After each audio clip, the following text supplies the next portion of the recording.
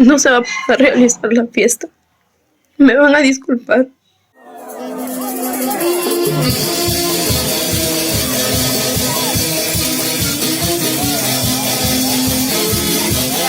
Joyita de Guaribamba y el Mayordoma 2025. Muy buenas tardes.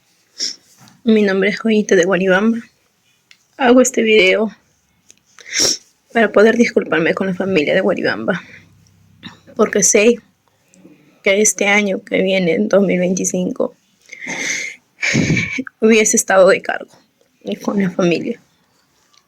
Pero estamos de doble duelo. Como varias amistades ya se enteraron. El 24 de diciembre del 2023 falleció el hermano de mi mamá, mi tío Edgar Ortiz. Y ahora, el día 5 de enero, cuando ya terminó toda la fiesta de Año Nuevo, fallece mi abuela, que es la mamá de mi papá.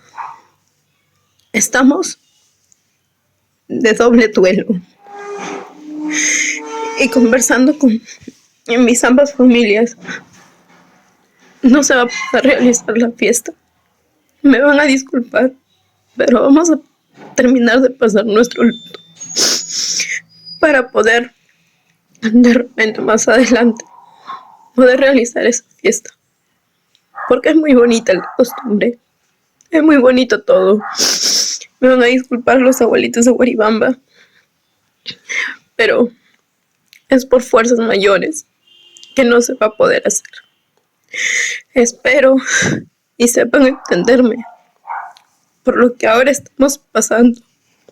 No solamente es parte de mi mamá, sino porque también es parte de mi papá. La familia directa está de duelo y no se me hace conveniente de poder rehacer esa fiesta. De verdad, mil disculpas.